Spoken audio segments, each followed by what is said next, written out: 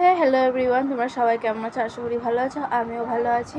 তো আজকে আমি মানে কিছু কথা বলার জন্য আমি ভিডিওটা করছি, যেটা হচ্ছে গিয়ে আমি যেহেতু কালকে জানতে পেরেছি যে সায়নী চক্রবর্তী দিদিভাই সে সুসাইড করেছে। প্রথমে বিশ্বাস হচ্ছিল না, তারপরে অনেকক্ষণ রাত হয়ে যাওয়ার পরে তারপরে বিশ্বাস করলাম যে সে আর নেই পৃথিবীতে। তো তারপরেও কিছু কিছু মহিলারা আছে, মহিলাই বলবো, এত জঘন্য, এত বাজে একটা মহিলা হতে পারে সেটা আমার ধারণার বাইরে না, তোমাদের ধারণার বাইরে হতে পারে। মানে তোমাদের কাদের কাদের কাছে এই পোস্টটা গেছে আমি জানি না, আমার সামনে এসছে পোস্টটা। তার নাম রূপা পাল, তোমার ক্যাপশানে দিয়ে দিয়েছি, তোমরা চেক করে নিতে পারো। এই মহিলাটা ক্যাপশানটা কী লিখেছে তোমরা শুধু একটু দেখে নাও। মানুষ কতটা মেন্টালিটি হলে এরকম কমেন্টটা করতে পারে? সে চলে গেছে জানা সত্ত্বেও সে এরকম কমেন্টটা করেছে। আচ্ছা, তোমরা আমাকে একটা কথা বলো, সে পরমার যে ভিডিওটা করেছে, আচ্ছা পরমা ছাড়াও তো অনেক সব ঠাকুর আছে, বড়মা, তারপরে জগদ্দাতা, বজলামৌলি, রাধাকৃষ্ণ, সবাই তো আছে। সবাই তো চাইবে না যে আমাদের সন্তানরা, আমাদের মানুষগুলো যেন পৃথিবীর শূন্য না হয়। নিশ্চয় কেউ যাবে না, পরমার হিসাব মতন আমি পরমার দিকেই ধরি। পরমা নিশ্চয়ই চাইবে না যে আমার সন্তানের কোথাও ক্ষতি হোক, নিশ্চয়ই চাইবে না। আর আমিও না বড়মার মন্দিরে গিয়েছিলাম, হ্যাঁ দিদিভাই, সেইখানে আমিও দেখেছি ওখানে একটু ব্যবসাটা বেশিই চলে। যারা একটু মাল একটু বেশি আছে তাদেরকে একটু মানে একটু ইয়ে করে, আর যাদের মাল লুটা নেই তাদেরকে প্রশ্রয় দেয় না। আমিও গেছি, ফার্স্ট টাইম যখন আমি গেছিলাম কলকাতায়, তখন বড়মার বাড়িতে ঘুরে এসেছিলাম।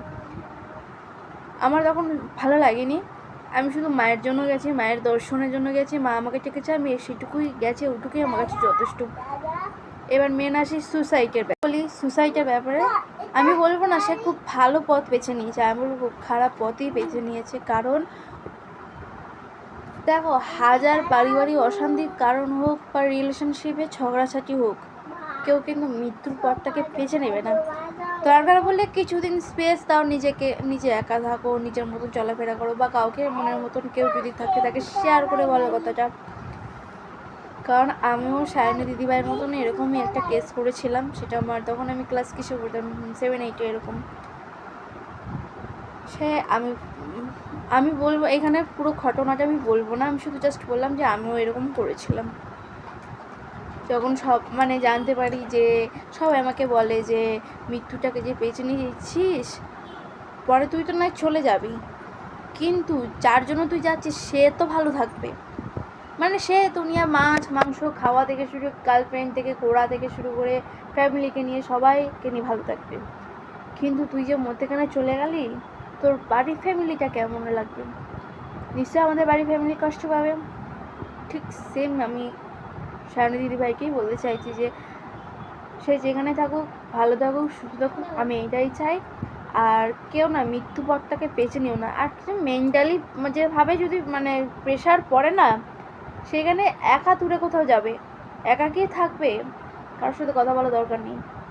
আমার যখন আমার নিজেরও মেন্টালি খুব খারাপ, মানে ডিপ্রেশনে চলে যায়, তখন আমি নিজে একা থাকি, নিজে পাগলের মতন চেঁচামেচি করি, সেটা আমার বাড়ির ফ্যামিলি সবাই জানে। তো প্লিজ, আর কেউ এরকম বাজে বাজে কমেন্ট যে চলে গেছে তাকে নিয়ে যদি এরকম বাজে কমেন্ট দেখা যায় না, আমার মাথাটা এত গরম হয়ে যায়। আমার না, প্রত্যেকটা যারা আছে পাবলিকরা তাদেরও মাথা গরম হয়ে যাবে। কেউ এরকম কমেন্ট করো না, আমি আগে থাকতে বলে দিচ্ছি।